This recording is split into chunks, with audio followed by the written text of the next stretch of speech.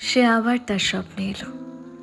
একই চোখ, একই হাসি এবং একই রকম নিস্তব্ধতা। কেউ একটাও কথা বলল না। প্রতিবারের মতো হাত ধরল এবং এবার আরো বেশি শক্ত করে।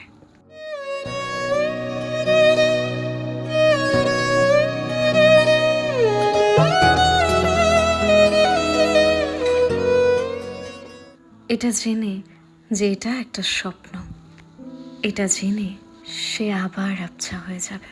তবু যদি স্বপ্নই হয় তার একমাত্র অস্তিত্বের আশ্রয়, তবে বাস্তবের ঊর্ধ্বে সে ঘুমকেই বেছে নেবে প্রতিবার।